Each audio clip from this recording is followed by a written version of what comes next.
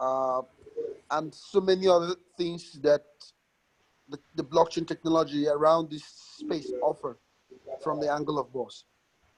So it's going to be a 30 minutes to 45 minutes meeting. And by the end of that, we should be able to effectively engage and understand what BOS is, know the benefit that comes alongside that, including incentives that comes from the angle of BOS. We'll be able to engage the presenter and instructor effectively.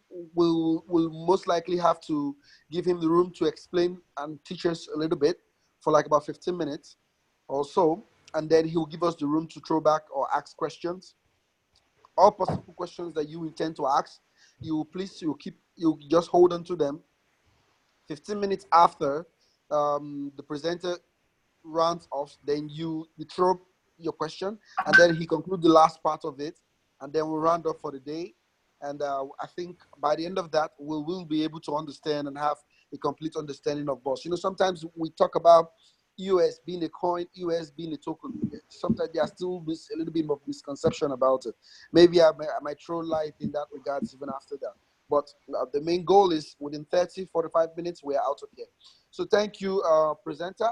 Toju Kaka, I think I will urge you to start. This is 10:06 already, so we'll keep to schedule. Thank you. So please, I will encourage everyone else to mute their mic when the presenter commences his teaching, so as to have a hitch-free interruption while we meet. And in case your network is not really too good, I will encourage you should shut your video down in case your network is not strong enough. With the voicing, it makes it much more lesser, but the instructor has to keep his video on. So Toju, over to you. Thank you so much. Yes, thank you very much, Mr. Lucky. My name is Toju Kaka. Just a quick reminder to Mr. Adeolu that by now you should have started recording, sir. And yeah, so BOS means Business Operating System. The way this 15 minutes interaction, I like to call it an interaction, is going to go is I'm just going to be asking some questions and answering them. And so the first question is, what is BOS? BOS means Business Operating System. It's an EOS Sidechain, and it's born for dApps and born for usability. It's the fastest and most advanced EOS Sidechain. Some of the features that people can't stop talking about is the 3 seconds LIB, the inter-blockchain communication, and the BOS WPS system. So basically, what is 3 seconds LIB? LIB means last irreversible block, or you can call it the finality or the immutability of a blockchain. That's the time when a blockchain transaction is actually immutable. You know, there's this thing in the cryptocurrency industry. We tend to talk about a lot about decentralization and immutability and transparency and stuff. But we don't actually ask ourselves, how immutable is a blockchain? Is a blockchain really immutable? At one point, Bitcoin has a finality of about an hour or more. It doesn't use the same system that BOS uses. You use a different system. In EOS, the finality is about 3 minutes. And BOS was able to achieve this 3 seconds finality by tweaking the consensus algorithm a little.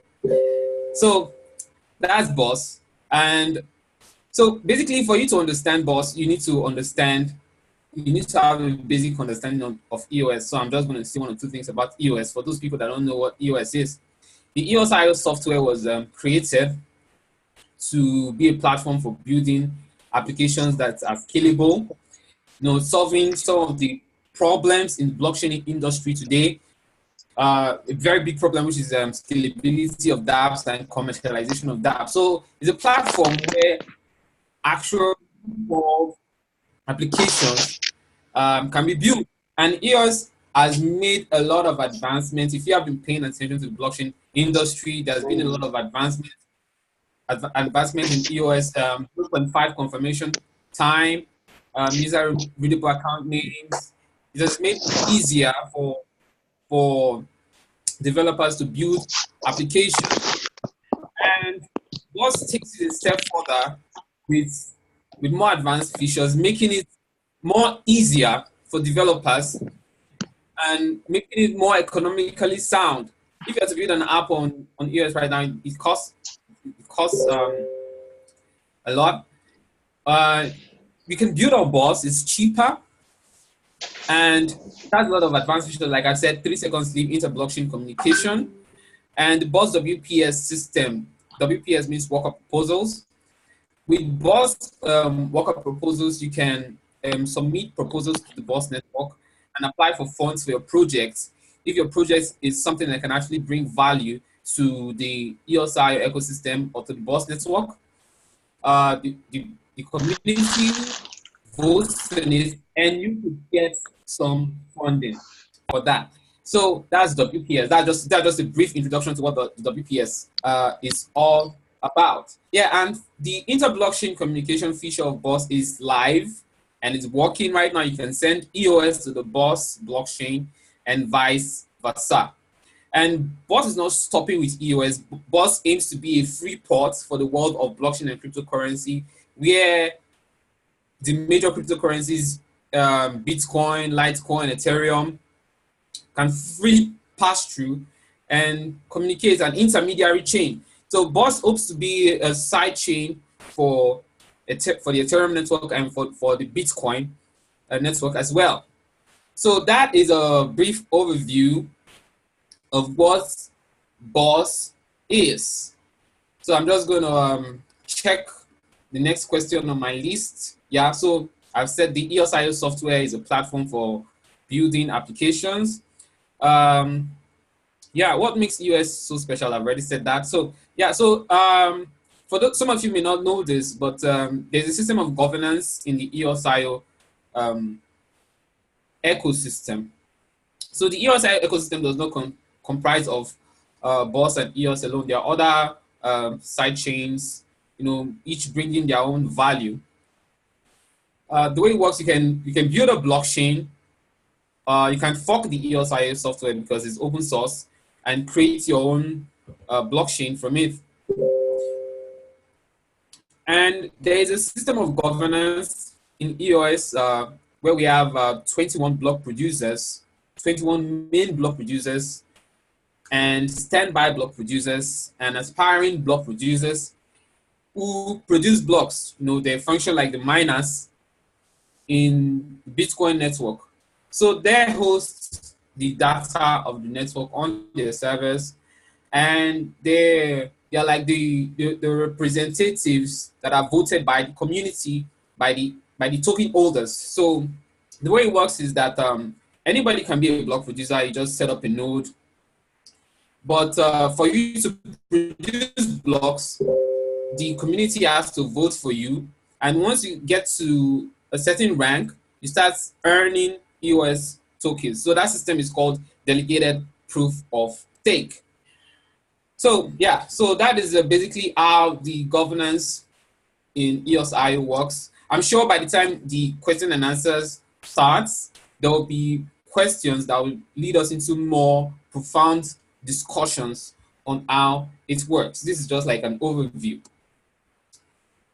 So yeah, so that's basically it's like I said, I would like this discussion, I didn't call it a lecture, to be more interactive, so that I can be so that I won't be saying things that don't apply to you, so that I'll be solving your problems. I would like if we can start the question and answers session right now.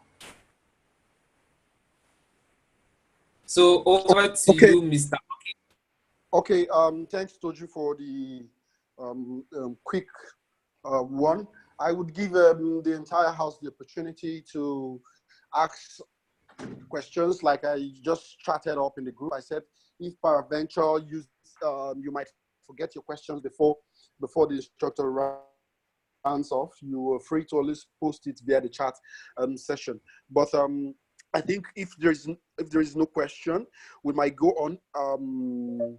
we might go on or allow you to continue while we compile our questions for the day. So please, I will give us a few seconds. If there's any, you are free to raise your hands utilizing the hand sign in your device.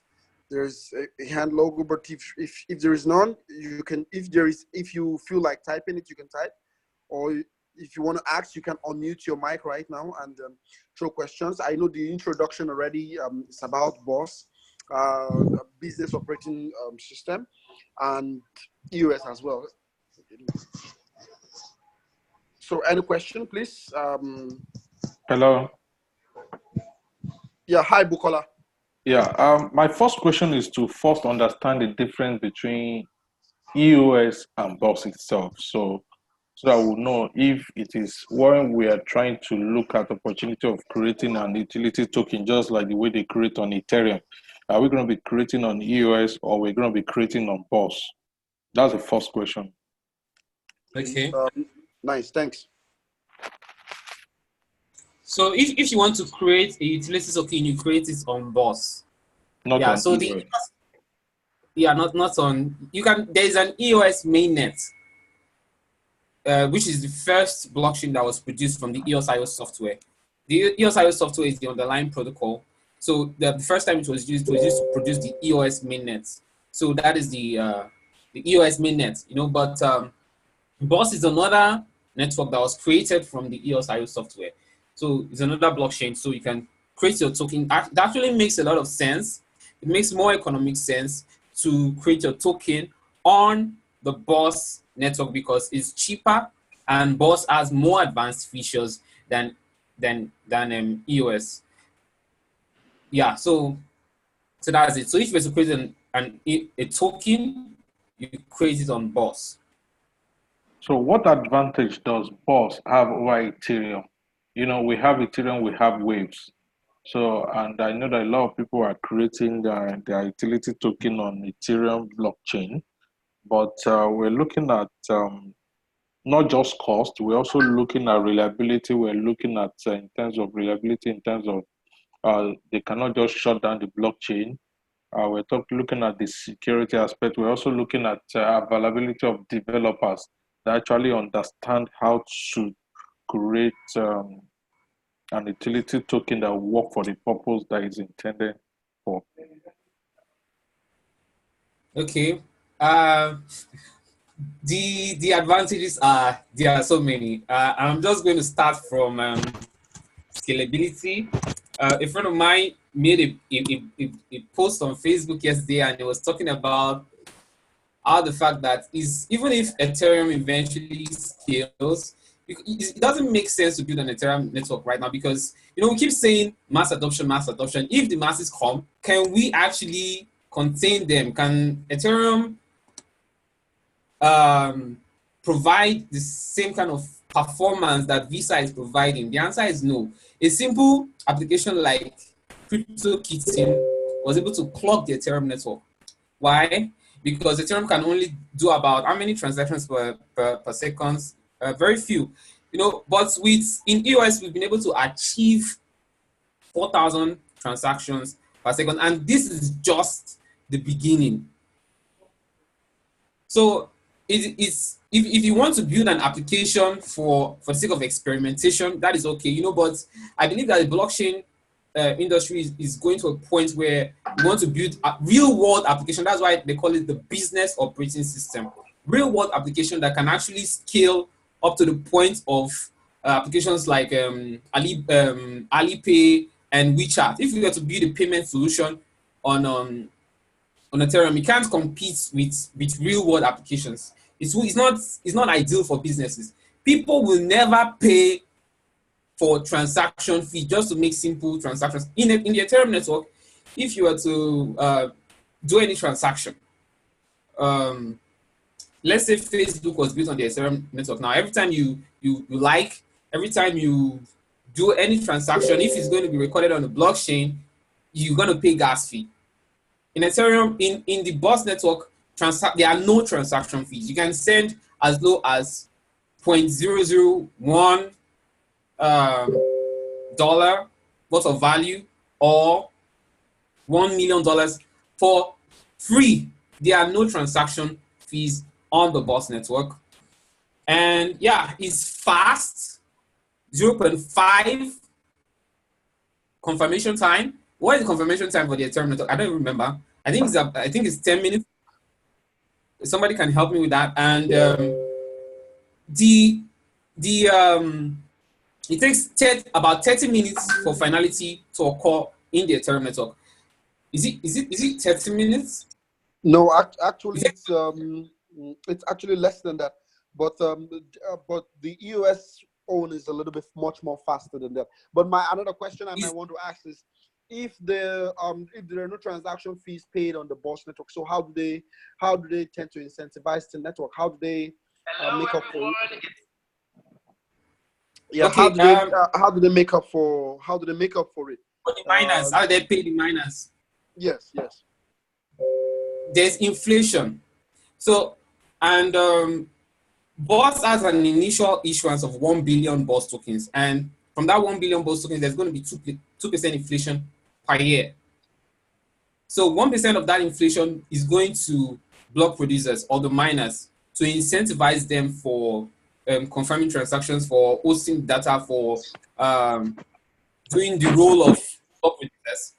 And then 8%, 0.8%. I said we have 2% inflation. From that, 1% is for the block producers. 0.8% is for developers that are building the code, that are developing the code of the BOS core, and 0.2% is for the people running the BOS governance. So that is how the miners are incentivized. Okay, from what you just explained, Toju, BOS blockchain look more like a centralized blockchain than a decentralized blockchain. Okay, why would you say that? Yeah, because when you say, personally, everybody will love. What makes a blockchain centralized? Okay, let's compare it with. Let me just finish this explanation trying to paint out. For a system, there's zero transaction fee on BOS, yes. right? Yes. So we know that majority of the blockchain, Ethereum, Bitcoin, yeah, they don't mine Ethereum, right? They mine Bitcoin. So Ethereum Ethereum is like a token that has been created, and so now demand determines what the value of Ethereum goes up. So, but in like a BOS, you just explained now. So they've set something like inflation, which is not what everybody is used to in the world of blockchain. So it's like they control what happens kind of centrally. Okay. By saying, okay, well, we'll distribute this, we will set inflation. So we are the one, it looks like a kind of manipulating system, kind of, I don't know. Okay, well, so what about the Bitcoin network? Someone also, you know, there's Bitcoin, there's inflation in Bitcoin now. Can I contribute to this? Yes, you can. Okay, so I wanted to just ride on what Mr. Bukola has said. I'm sure what he's saying is actually the consensus algorithm or mechanism that the BOS uses. So of course, you know the strength of Bitcoin, of course. Yes. Of course, the proof of work is something that the Bitcoin is peculiar for, of course, and so of course maybe you need to just explain that of course this belongs to this rights on a stake, the stake of proof of stake system and the delegated stuff. So of course when we're talking about centralization in terms of decision making, it could be how much of technology that is involved in that in that decision making, in decentralization matters. You could decentralize, but relying on people like the proof of stake to, I mean, because of the stake they have on the system to make decision. But under proof of work, of course, this decentralization is more driven by the technology, the proof of work system. So maybe Yeah. you should just explain how proof of stake could also achieve decentralization, rather than it doesn't have to be only technology that gives decentralization. Now, from the point of decision making, for And any change to be done on the BOS network or on the EOS network, any EOS sidechain, the block producers have to come to an agreement. They have to vote on the decision, and 3/4 of the block producers, that's 15 of the block producers, have to vote yes before that decision can actually go through. And the way the governance system is working is not that we just have 21 individuals who are like burdened with the task of making decisions. No, those 21 block producers who are the main block producers are constantly being voted in by the community, by the token holders. So you, sir, Mr. Adeolu can try to be a block producer on EOS today. You just set up your node and then you join the list of waiting block producers. So we have hundreds of block producers in EOS currently campaigning for votes that wants to produce blocks for the EOS network. But not everybody will be able to produce blocks. Not everybody will be able to be at the helm of affairs. The community has to vote you in. Why should the community vote you in? You have to do things and campaign for votes and do things, add value to the network that will, make the token holders to say, okay, this is someone that can actually represent our interests. And then they vote you, and then you go higher up the rank. Now, below the 21 block producers, we have standby block producers. So if there's any issue with any of the 21, if they start messing up, the token holders simply remove their votes, and then automatically those guys below come up. So the more votes you get, the higher you go in the rank. And when you get to 21, you start blocks. So it's not only the top 21 block producers that are paid with the inflation, because in EOS, the block producers are paid with inflation from the network. The EOS mainnet currently has an inflation of 5%, 1% for block producers, and so those tokens that are meant for block producers, they are distributed amongst the main block producers and the standby block producers. Yes.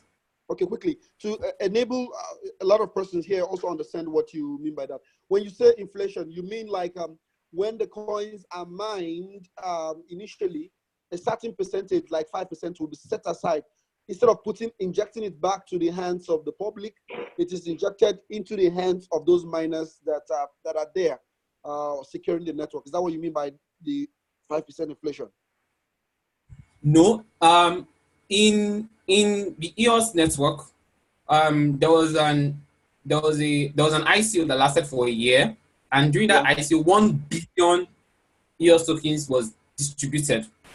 Correct. So that's an initial supply of 1 billion EOS tokens, and then that 1 billion EOS tokens, there's an inflation on that 1 billion EOS tokens. So, and that inflation is going to people who are adding value to the network, to the block producers. In Bitcoin, there's sorry. Okay, go on, please. Go on. So in Bitcoin, if you look at the way the mining work in Bitcoin, I think it won't be out of place for me to say there is inflation in Bitcoin. If I mean that after what's the amount of years now, after a certain period of time, new Bitcoin is being created and given to the miners. So that is the same way I mean that, okay, new EOS is being mined or created and given to the block producers. Okay. So the difference. So the major difference is. Is there a maximum to the supply of EOS? Well, that is now left for the community to decide. So the block producers can actually decide to reduce inflation, like the just Hello. Maybe yes, you can tell us what is inflation. Better. creation of new token. Inflation is when something is 1,000 naira and tomorrow it becomes 1,100. Sorry, So if there's a Yeah, maximum yeah. supply of EOS, EOS needs to be backed against something, maybe EOS against dollar, EOS against naira. Then No, when one EOS becomes, I don't know, something like that, maybe there should be a value attached to it, then making some other value change, devaluating some other value to valuate some other value. Maybe I think you should explain to us the what is value. inflation, then you bring it down to EOS talking about inflation, because I do not see inflation happening on the Bitcoin network. Because Okay, okay. it but was even okay. proposed that due to time, some of the bitcoins which have been mined is going to be lost due to people forgetting their passwords, device being stolen, hardware is being lost, stuffs like that. So that even helps inflation. When you talk about maybe in naira, when you reduce the naira in circulation, it helps to curtail inflation to some extent. Yes, Yeah. yes. I think currently, right now, EOS is deflationary. There's a way they calculate it. I don't really understand that now, but Okay. the Tojuku. block producers and the community are, they have actually, now I told you 1% is for the block producers and the other part of the inflation is for worker proposals. The worker proposals is such that if Mr. Adeolu has a project that he wants to build, the community can vote for him and give him funds to build the project. Now, this is what I mean by inflation, creation of new token. Now, the difference between, from what the other speaker was saying, the difference is that, okay, in Bitcoin, it has already been agreed that, okay, we are going to have 21 million Bitcoins, and there's not going to be anything more than that. But right now, we don't have 21 million Bitcoins. So there is actually inflation on the current amount of Bitcoin that is in circulation. That is what I mean. Okay, so Because there is a Okay. new Okay. That's Bitcoin being created. So that's what I mean by inflation. sorry, I don't know okay. if I can That's add clear. my voice to this. Of course, you can. Okay, Lucky, please, am I recognized? Yes, you Um, recognize. Go on, so Mr. I wanted to come in. I know that Mr. Bukola, I can understand what he was asking Tolu. Tolu, some of us we are from the financial industry, and we have been in financial industry for decades. So we understand the dictionary definition of inflation. So I know a lot of things are, even terms, new terms are coming up, and old terms are getting new meanings. So the your concept of inflation, your explanation of inflation may not perfectly sit with established knowledge. So Okay. when you defining inflation, it may be nice for you to tell us whether this is a new definition of inflation or something. Okay. Because the For the sake percent, of this lecture, for the Okay, sake of this let lecture, me yeah, let me give help us let me a help here, please. Is defining inflation as if it's defining appreciation? yeah, something. Something like Okay. that. no. So basically, Okay. I don't want so for this not to really take so much of our time. Actually, what I'm trying to get out, there are two things here: BOS EOS. BOS Yes. EOS did some token sales, right? That's what Yes. you're saying Correct. about 1 billion something something. Now, Yes. is there a BOS token also? Yes. There is a BOS token. Okay, now in Ethereum blockchain, when you have a DApp on Ethereum and you want to transact, you use Ethereum as a gas, right? For the Yes. transaction fees. And that's Yes. great utility for Ethereum token itself, which now Yes. drives the price of Ethereum to go up. You understand? So Yes. everybody can now understand the model, the concept around that.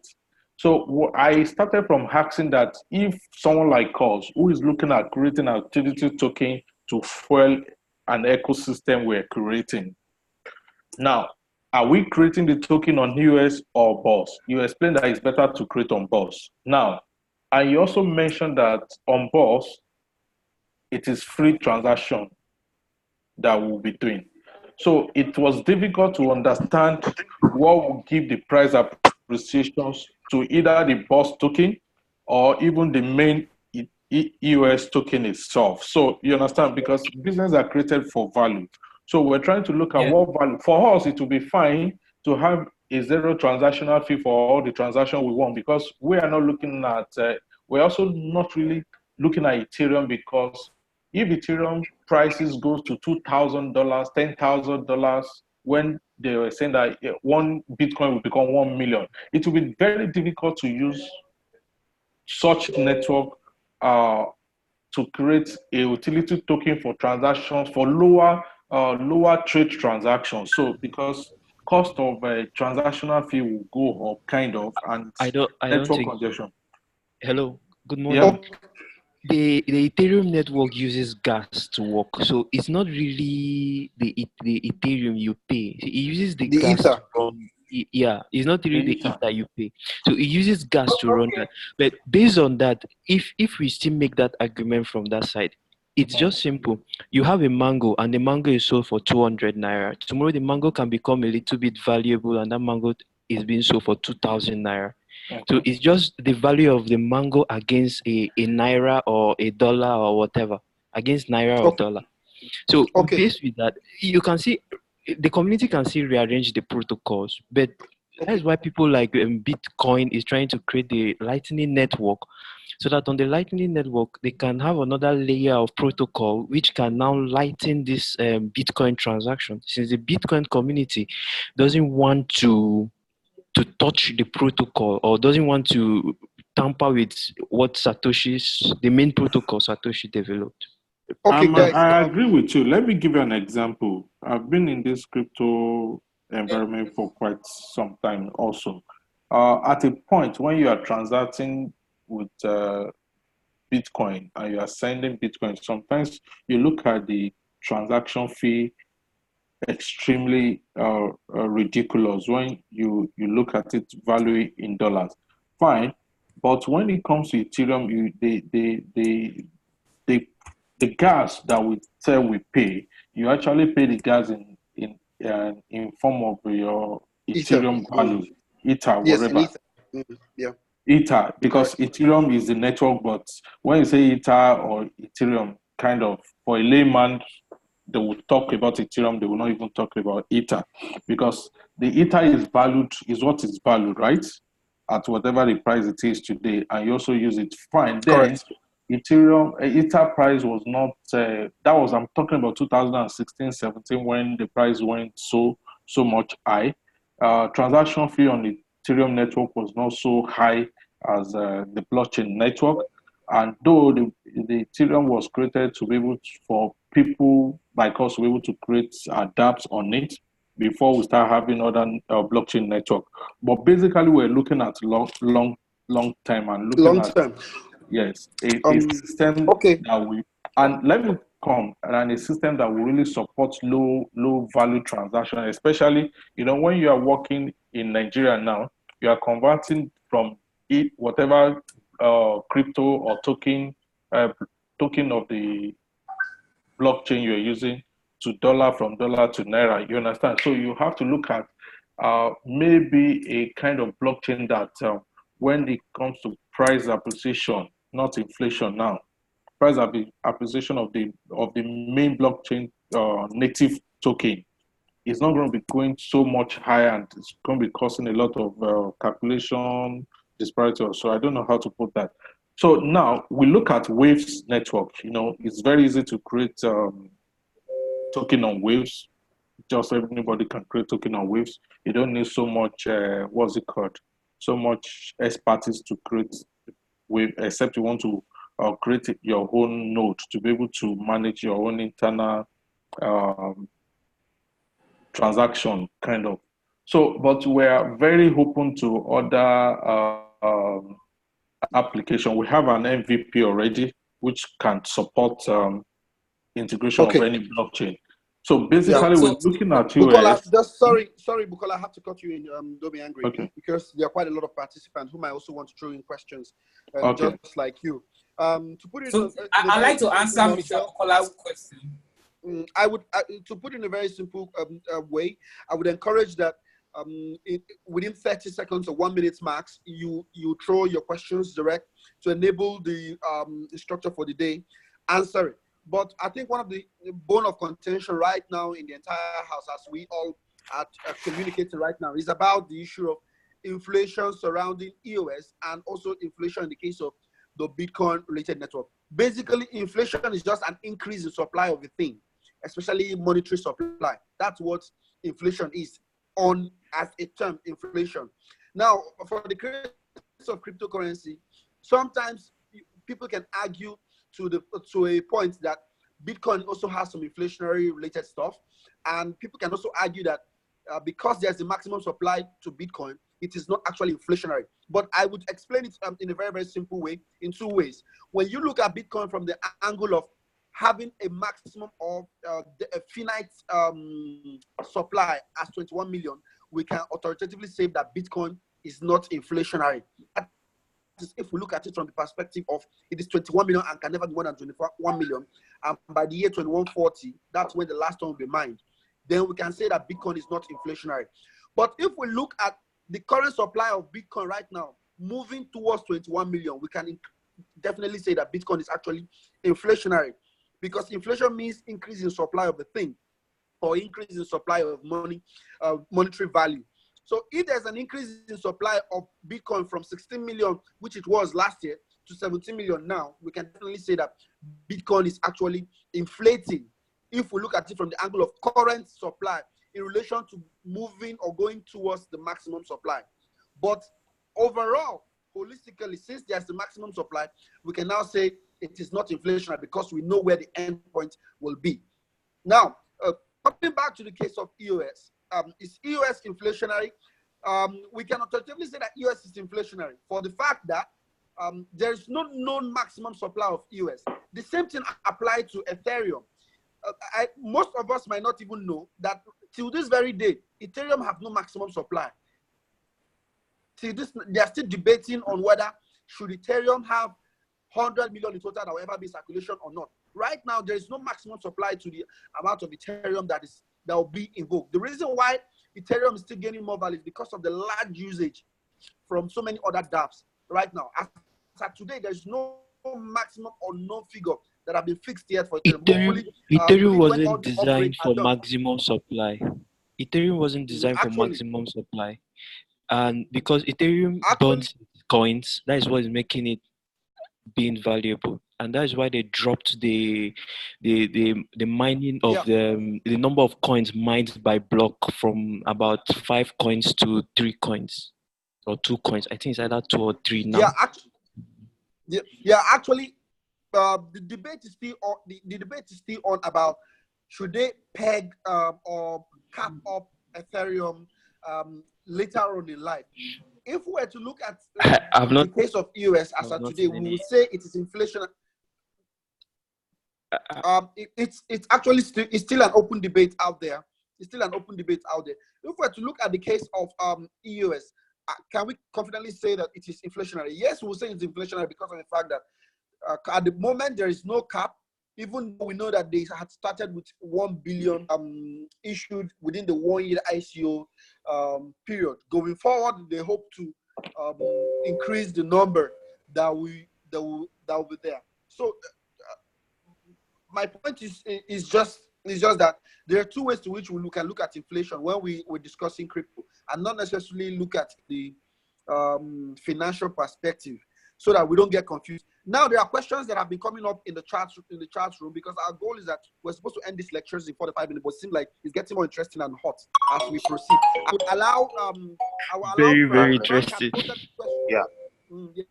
Quite engaging. Okay. So I will allow Frank had posted a question. I will allow him to ask the question himself, and after that I will allow Alfred and then Etienne. The reason I'm doing that because Etienne, you've don't ask some little questions. Sorry for that. Sorry.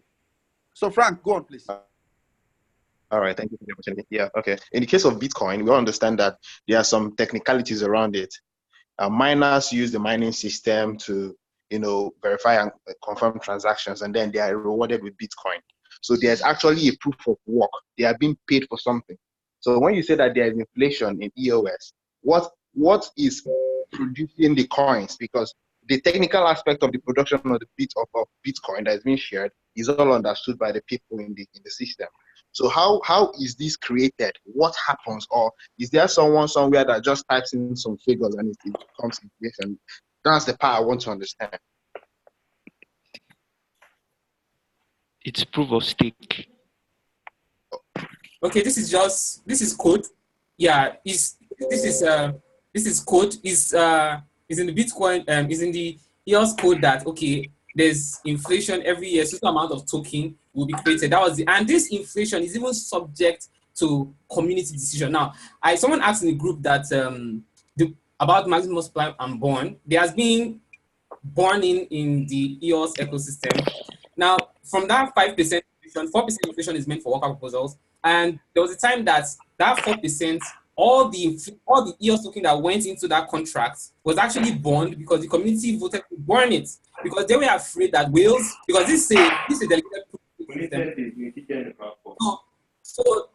So these things are subject to the token owners and community. So, and it's a delegated proof of stake system. So if EOS decides to be 1%, to have 1% inflation today, it can happen. There'll be a community referendum. The community will vote on what they feel is the best, and then the block producers will come together, and the affect the sentiments of the community. That's the way it works, basically, and theoretically. Now, about the utility of the BOS token, because someone said like, okay, why do I need to buy BOS tokens? You need BOS tokens or EOS tokens if you have to build on the network, because it gives you RAM, CPU, and bandwidth, and that is one of the reasons. So the way it works is that you buy some BOS tokens if you are, and that gives you RAM, CPU, and bandwidth, and you don't actually spend the BOS tokens to build your application. If you decide that, okay, after using your RAM for a while, you can decide, okay, you can sell your RAM, all right. So, and there's even a system called the Rex, where people can make interest, and people can rent RAM so that they can build the application. So the system is actually very different from the Ethereum system. You don't spend your EOS to build an application, but you just need to own your EOS or your BOS so that it can give you RAM, CPU, and bandwidth to actually build. So you don't spend it. Can I help Mr. Frank with the question that he asked? So he talked about Bitcoin having proof of work, and what does EOS has. So I was trying to. Yeah, EOS is on proof of stake. Now, what makes it delegated is because he has to. It's proof of stake. What makes it delegated is because you have to select a pool of persons. He has to select some persons from a pool and delegates the proof of stake to those persons. So that's what made it a POS. So what Bitcoin does is that the computers is physical and it does the calculations and gets a certain value which is within a target range. And in doing that, it consumes a lot of electricity. But even at that, the cost of mining Bitcoin, about 2/3 of it is spent on the hardware. So the hardwares are very expensive, even as to compare to the electricity it consumes. And you see, you have to talk about its cooling. So all this brings a lot of value when you talk about proof of work mining. But in cases like the proof of stake, the EOS is running, everything is visual. Instead of you to use that money to buy the hardware from a manufacturer, you lock up the money inside the system. So the visual machine, the kind of visual machine, a visual mining rig, inside the system. So that's what makes it valuable. A community is behind a project and they believe that there's value in this thing, and they lock up their money inside. Yeah. So so it's more like put your money where your mouth is, huh? Yeah, put your money where your mouth is. Yeah. Okay, that's interesting. Yeah, Alfred Aduku had asked the question earlier. I think probably they've thrown light to it, but I will allow Alfred to please ask the question himself. He had asked the question earlier. Alfred Aduku, your question was posted earlier, so please I will allow you to ask now.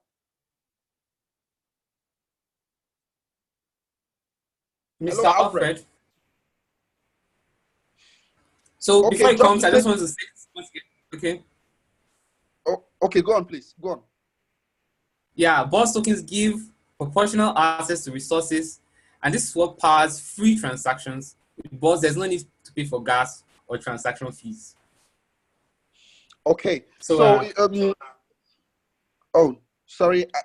Okay, so in a nutshell, it means transactions happening on the BOS network is free as regards to when you compare transaction happening on Ethereum and a transaction that is happening on EOS. Is that correct? Am I correct?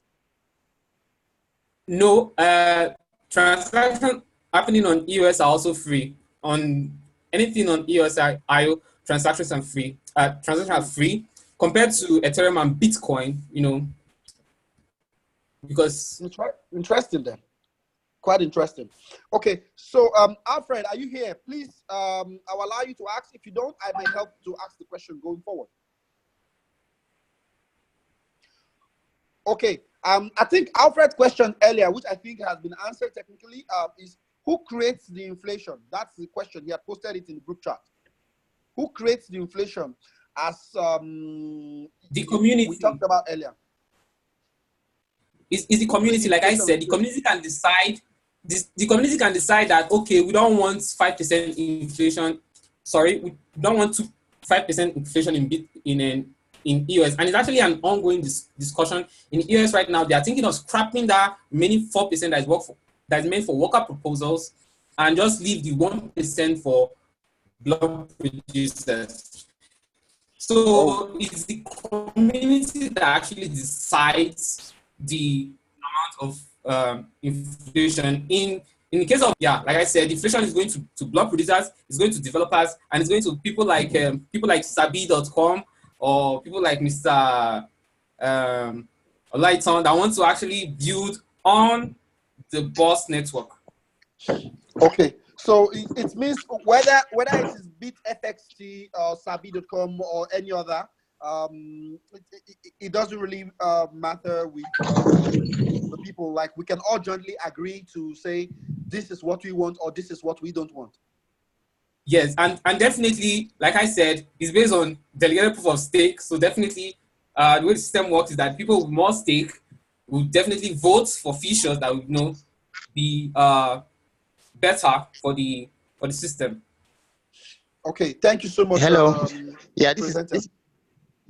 This is Alfred. This is Alfred here. Okay. Yeah, Nice, I want to Alfred. find out. So who actually? Alfred is saying, who actually now determines what the actual value of the inflation will be? Like I said, it is the community. Hello? It is the community. It is the token holders. The token holders can say, okay, we want 2% inflation, and they express their interest in a referendum. The block producers look at what the token holders want, and then it is the block producer that will actually effect the change. But the block producers are representing the interest of the entire community. Because if there's a block producer that is going contrary to the desires of the community, he's simply voted out and he falls down the ranks and he's not able to actually, join in decision making. Like I said, 15 out of 21 block producers can actually effect change in the EOS protocol. Okay, so to put it in a much more layman term, it is safe for us to say that the block producers are like the INEC of Nigeria, who would help to implement who will come into power and who would leave office. And why the community, the general public, will go and vote as to regards to if we want this person to come into power or we don't want the other person to come into power. Is it safe for us to say like that? Yes, representative democracy. Yes, and it's a mix of representative democracy and plutocracy because your votes, you want to make your votes to count based on the stake that you have. So if I have 1 million EOS tokens and I vote for a particular block producers, my vote is going to have more effect than someone who just has 100 EOS tokens because yeah, so that's the way it works. Okay, so it's more like the more value you have in the network, the higher your voting strength to make input. Put your money where your mouth is. Yeah. Oh, nice. Okay, just to keep the conversation going, earlier we had started the class or teaching for today, courtesy of CDIN Cryptography Development Initiative in Nigeria. It's the first and the foremost body in Nigeria promotes the advent of blockchain education, cryptography, and digital currency awareness in the country, if not first in Africa. We are as old as 2015. CDIN have been mentioned in places like Cointelegraph as far back as 2015, 2016, even during the times of Okonjo Iweala. And we've helped the community to learn and know more about the things happening around blockchain. I wish most of you here were part of CDIN way back in 2015, 2016. Like that was when this movement all started.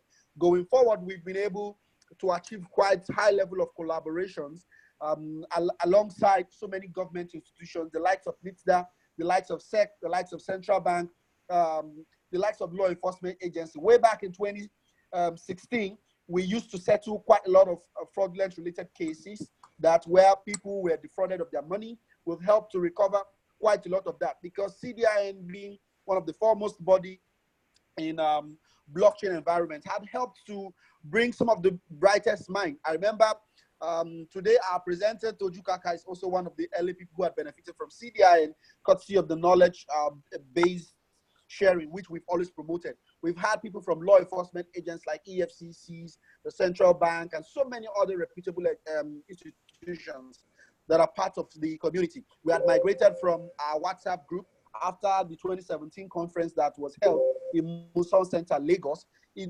down to now we're more focused within the Telegram community. So we encourage each and every one of you, if you're not a member of CDIN, or probably if you've gotten this link from any other WhatsApp group, we encourage you to please join the CDIN Telegram group, which I will post before the end of today's instructions, today's meeting, and then to take us into the next half of the teaching for the day. Originally, our plan was that we were supposed to have this meeting in 45 minutes, but I've seen that the lecture is quite engaging and interesting, and we have quite a lot of bright minds here that are listening, especially those who also want to build or considering to build their applications on valuable blockchains that will meet to their criteria. I think my friend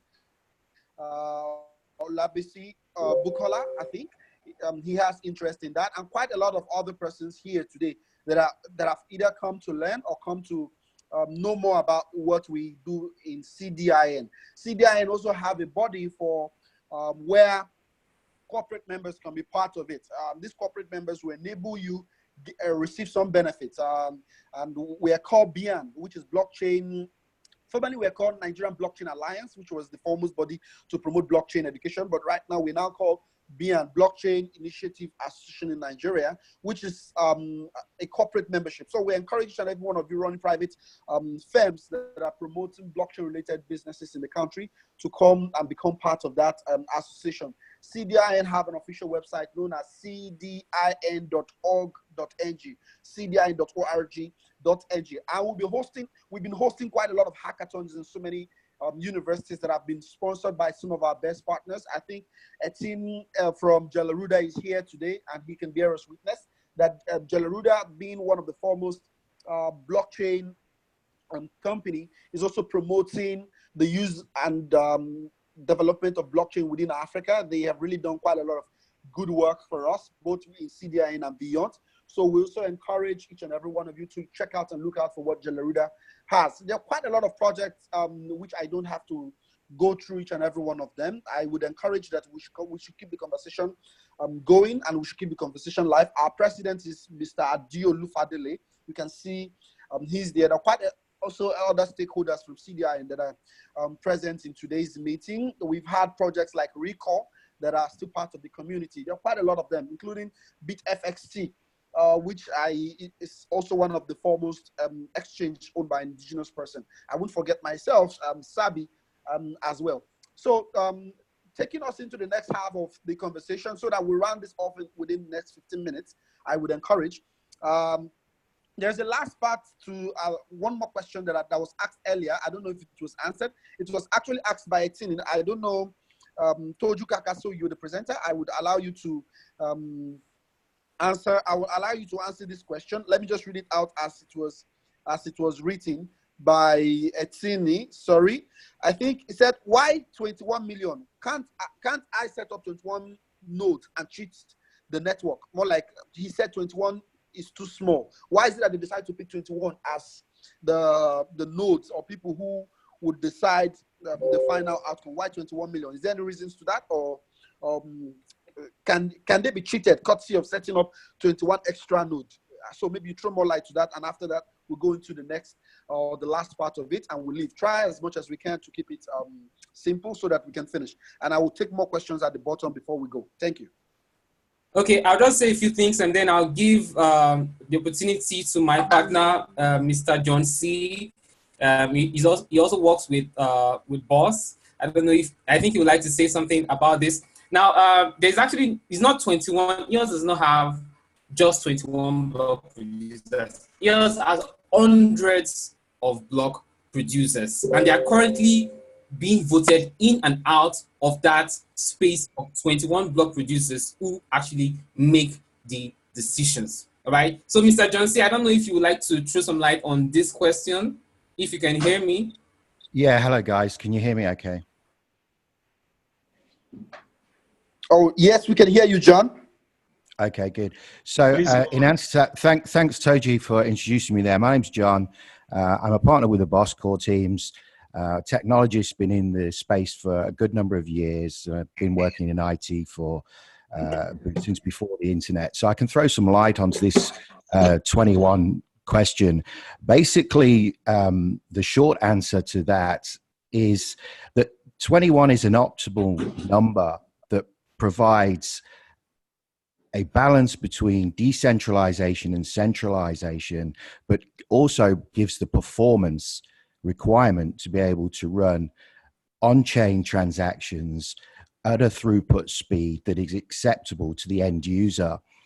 If a system such as Bitcoin or Ethereum starts out with full decentralization, it will what we're seeing is they converge to just a few number of mining pools. So when you take all those things into consideration, if you start out with that optimal number of 21 producing nodes, and bear in mind that these nodes can operate with low resources, that is, they can operate with CPUs, they don't have to burn a lot of electricity and have hundreds of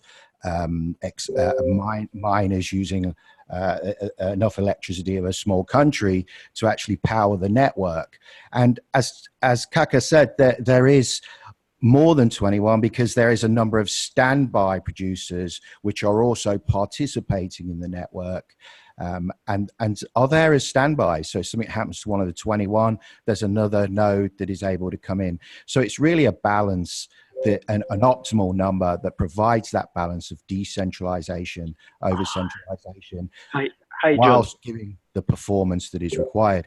That's all I'd really want to say about that. And I do have to jump. I have to be somewhere. It's been a really interesting discussion that I've been listening to, and some very broad topics that you've covered, everything from inflation to different currencies to more questions over the consensus mechanism that BOS is bringing in to the ecosystem, the 3-second transactions.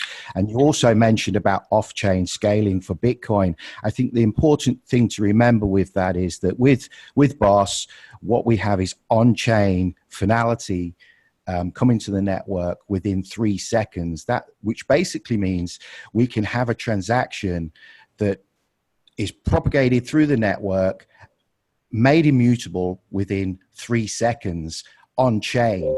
Okay, that provides security and speed of transactions. So we can start thinking about real world use cases in the retail sector with, I might add, that balance, that optimal balance of decentralization with the 21 block producers.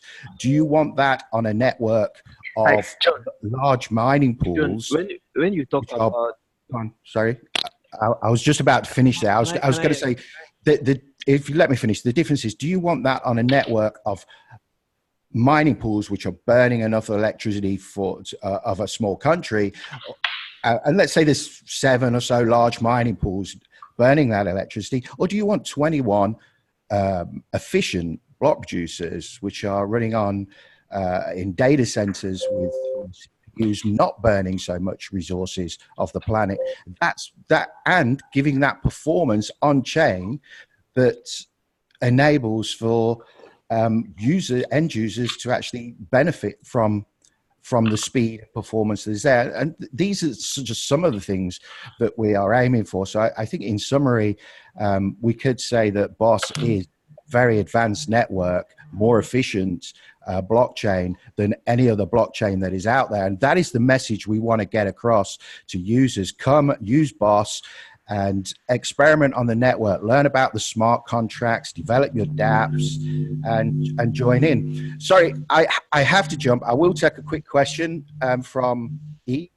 Is it? I haven't finished. That is Etienne. My name is pronounced Etienne. So Hi. when you talk about blockchain, there's always the issue of scalability, security, and decentralization. And you just have to do trade-offs between those things. And the way Ethereum and some other blockchains are going now, they haven't been able to develop. So basically, we can say that the blockchain is still developing, or it hasn't finished. It hasn't matured to an extent for it to scale. So Gone very quiet. Issue. Can you hear me? Can you hear me now? Is it That's better? That's better. That's better. Yeah. That's okay. better. Okay. When you talk about blockchain, the industry hasn't matured. So you always talk about the issue of scalability, security, and decentralization. Sure. Now, I quite understand how the proof of stake works, and how the distributed proof of stake works, and how proof of work works, at least. So the issue with the 21 nodes, the people are not comfortable with having 21 nodes, because somebody can always rally around and be able to cheat the system and come up with 21 nodes. But there is a consensus. There has to be a consensus between block producers. So, as Kaka explained quite earlier on in the conversation, there's a vote between block producers for changes, and that is 15 out of the 21 to reach consensus. If we look at that with proof of work, how many large mining pools would it take to push through a change to the network? So, yeah, if you get your mining pools. And I think that with 21, we've got more efficiency, and that is what's important. We're burning less resources.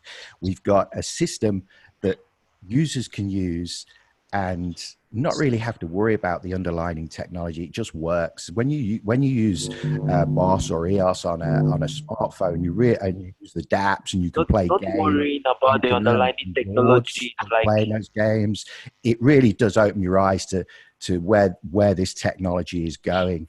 And Bitcoin as a store of value, great. But in terms of scalability, you have to go off chain onto a Lightning Network or something. So how can you cross a difference between 21 nodes and 100 nodes of Libra? Libra is doing 100 nodes, and you guys are doing 21 nodes. Libra's not even launched. Libra's not even launched. I think the difference is we're talking about a network that is live. BOS is live, and you can use it today. You can try it out. You can experiment with the. We are talking about what is important, and what is important is decentralization and security, and it has to be scalable. So what I'm trying to explain to you is that BOS is still coming up, just like every other person is coming up. No, okay. Thanks. But John, before you run, I know you have quite limited time because yeah, I have to jump. It's been a great discussion, guys. One more question. And hats off to Toji for doing this. One more question before you leave from Olaito. Olaito, please throw your question to him now. Hi.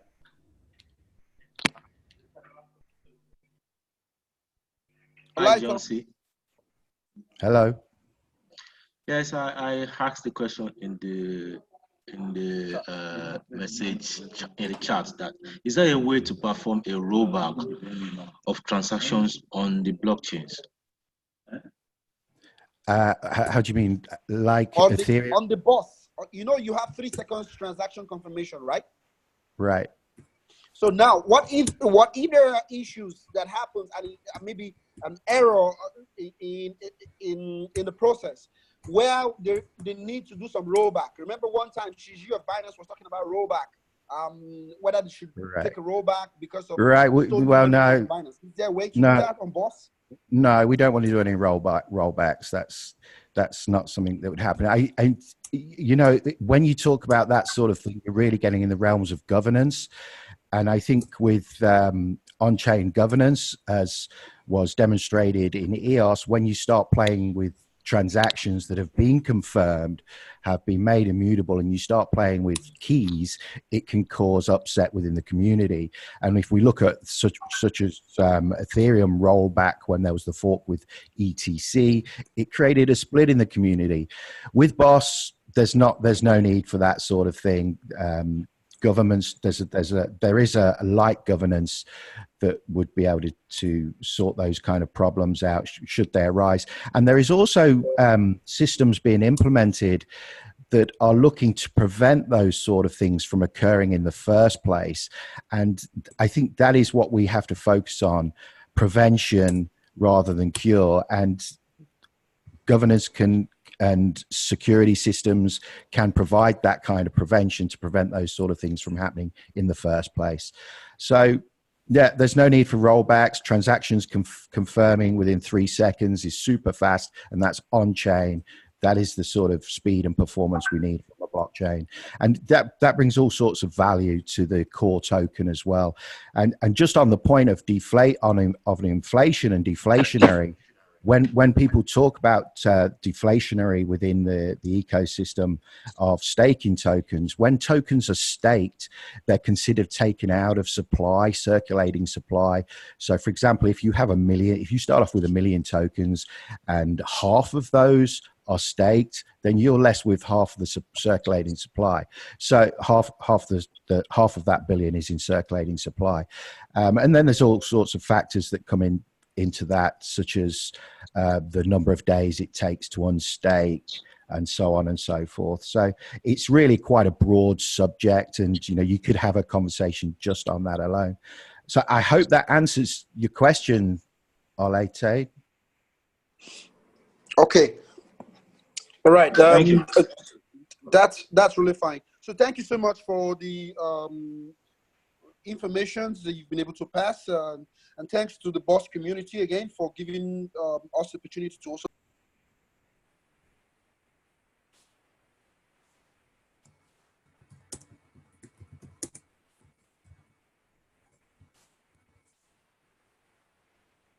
Hello? I think we lost Lucky. I don't know if I'm the only one. I think it's off. Yeah, I think we lost him already. It's likewise. Okay, so I'll just answer this quick question I saw on the chat. What opportunities can this really be for African projects? There's an African project in EOS right now. The African project was part of the EOS Global Hackathon, and that project is requesting for $1 million to build Ubuntu Energy Ledger, and is a solution that is trying to solve these power problems we have in this part of Africa. So in EOS, for example, there is $1 billion for VCs to give to projects that want to build on the EOS network. And even in BOS, we have 100 million BOS tokens, to sponsor projects, that want to build on the BOS network. So I'll put a link to Ubuntu Energy Ledger. It's one of my favorite projects on EOS right now. Oh, nice. Thanks so much. So it's more like even African projects, irrespective of where you're based or where you're coming from, you'll have the opportunity to partake or get a share from the original allocated 1 million BOS that have been set aside for project to 100 million BOS tokens. Yeah. 100 million. Okay, that's nice. So quite interesting conversation. I think we've really taken some time. It's been over an hour now, an hour 10 minutes, I think, that we started this meeting. I would thanks to EMGNG, I think that's Emeka, if I'm not mistaken, for the questions. There's one more last questions from him. I think Toju had kept or posted a YouTube link for each and every one of us to watch. We can always watch that. We can always watch that later on. So what opportunity, you just answered that. And I think to this end, I would allow Toju Kaka to wrap it up so that we can all leave and go about our business for the day. Yes. Yeah, so I'm currently in the middle of a blog of a blog post, and the title of the blog post is how blockchain can actually make an application like OPay to be more effective. Because I believe that that's the conversations we should be having right now. I see a lot of people talking about adoption, mass adoption. We are just joking. For blockchain applications to achieve mass adoptions, there has to be solutions that are not just experiments, solutions that can compete with the OPay of this world. I'll share the link to that article in in the group chat. So we need solutions that can compete with the Facebooks of this world, solutions that can solve real world problems. And right now, there is no platform where developers or entrepreneurs can actually build those kind of solutions. And that is where EOS comes in. EOS creates that platform that enables people to build scalable applications. BOS takes it a step further with advanced features such as our work proposals, inter-blockchain communication, and our 3 seconds LIB, which is a big deal if you think about it.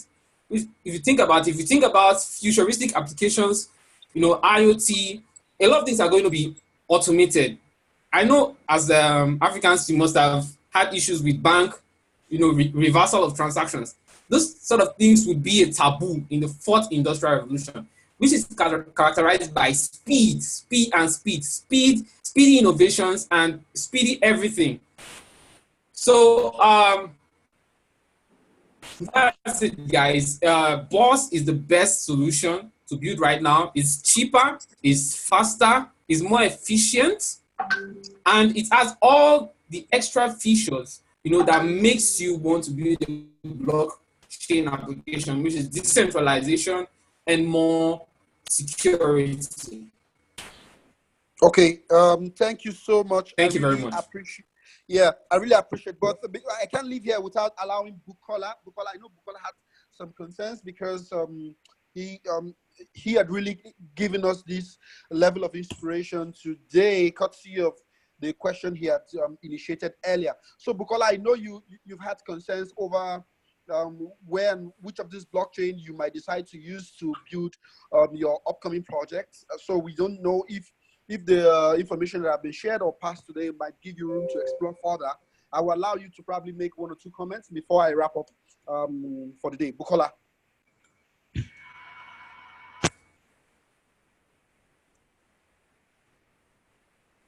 Okay, I don't know if you can hear us because his hands is still raised. That's why I had to give him the opportunity. Okay. I'm on now. I just good. Okay. Release my speaker. So what I'm saying is this: I've learned a lot, and a lot of questions have been answered, but still yet there's need for engagement. Maybe someone that can really take us on the more benefits, and for us to see that we are not building on a blockchain that we might need to kind of do a token swap in the future. So we want to get it right from start. We've looked at waves, we've worked with waves, we've looked at Ethereum, but there are still some little things that we're not so much comfortable with. We're looking for a better, what's it called?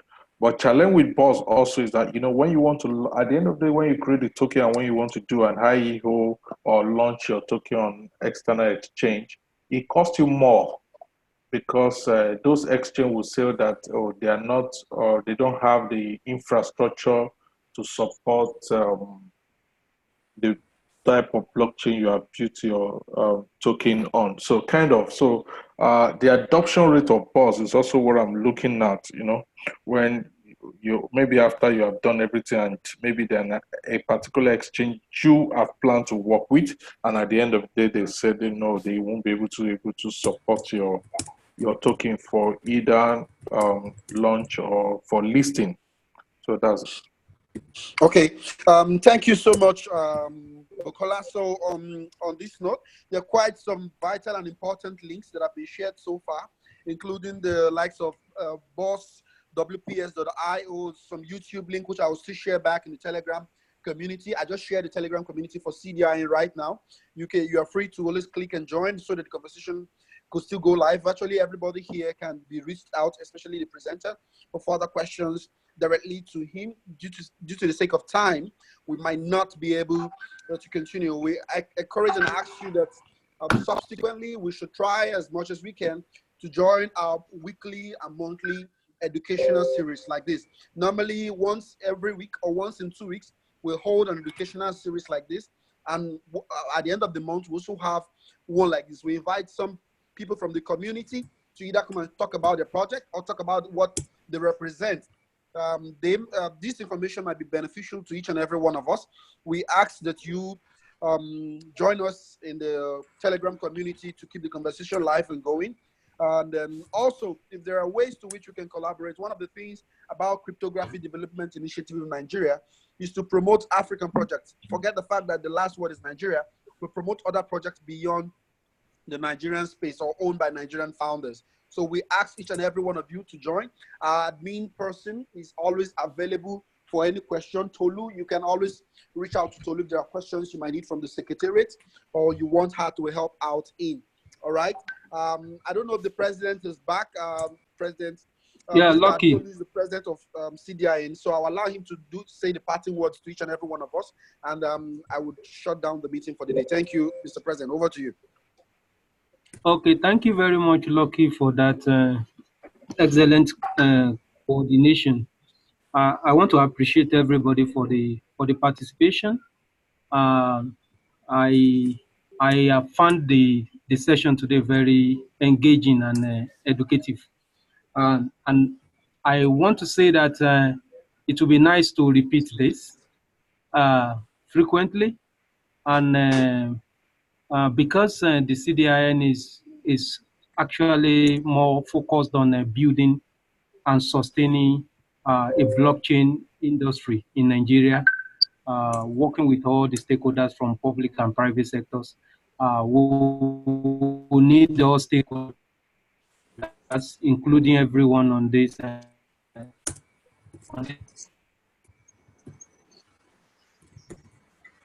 Okay, Mr. President, I think we're losing your voice. I don't know if you can hear us.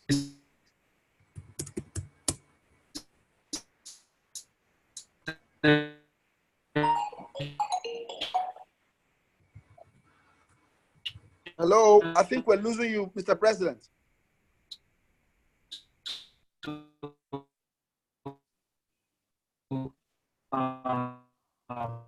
partner with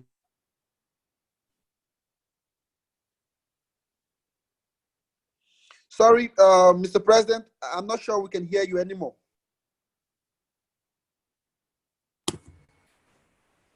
Hello? To partner with us. And can you hear me? Can you hear me? Okay, now fairly better.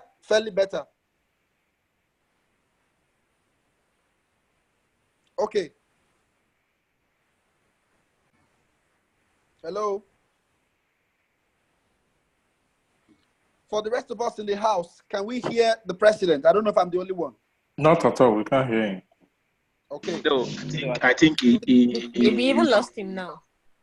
We can't hear him too. Okay. So We can't hear him. okay, just to fill in for the president so that we don't spend. Okay, he's back. Yes.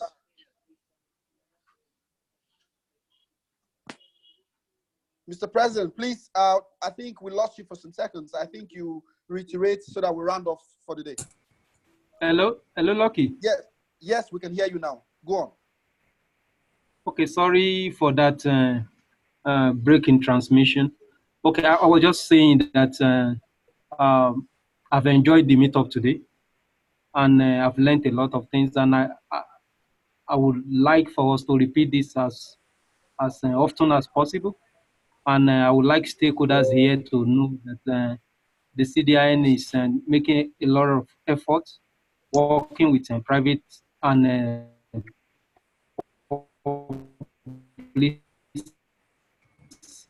public agents, a functional blockchain industry, a recognized blockchain industry in Nigeria, and there are a lot of things we're doing.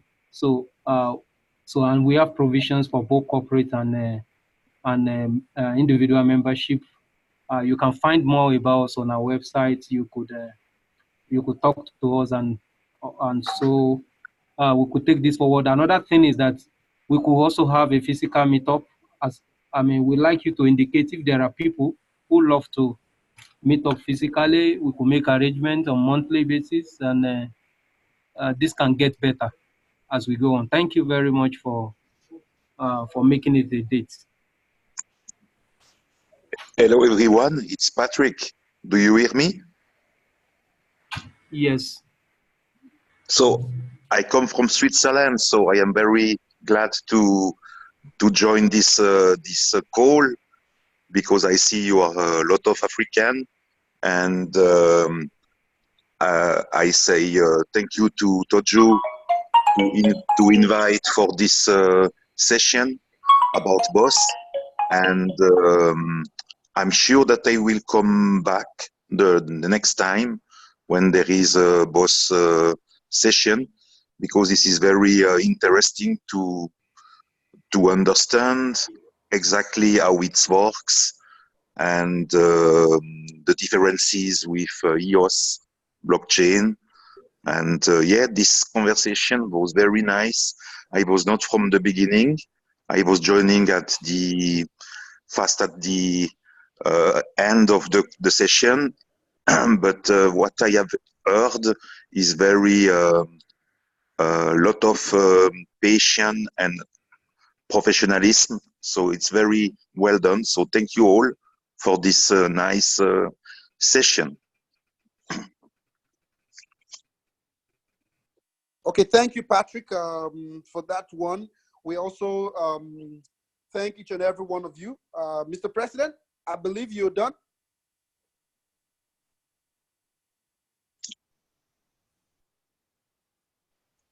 Okay, to this end, I think it's almost 11:30 here, according to our time in Nigeria. I would use this opportunity to thank everyone that came on board, especially the main organizer of today's lecture from Thank you, Patrick. Okay. Okay, Mr. President, you're saying something. Hello? Okay. Yeah, I'm done. Okay. Do you have any other thing to say? I want to round up, please. Myself, I have just a question about, let's say, today we have the... No, I wanted to just say that the EOS is interesting, and we're looking at especially the governance.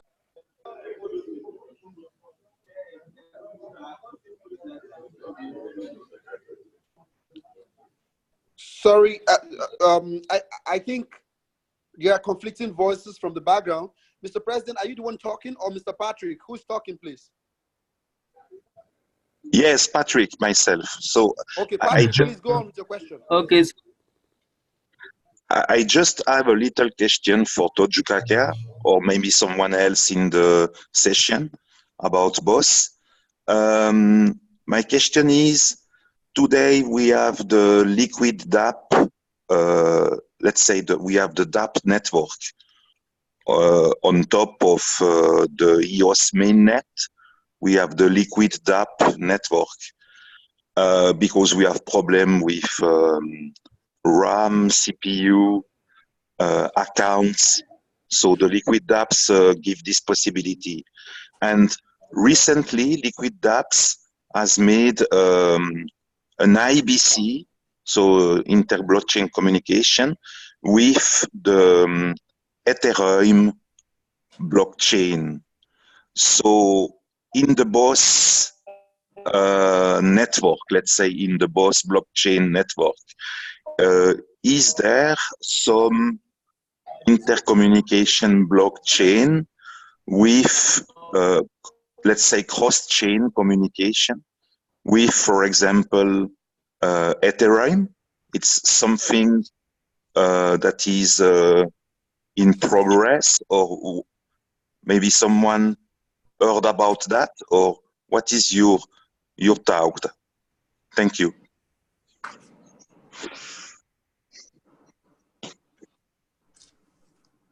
Toju, over to you. I don't know if you got the question correctly. Oh, you are mute, Toju. You are mute. Yeah. So yeah, BOS is the inter-blockchain communication in BOS is not for EOS BOS alone.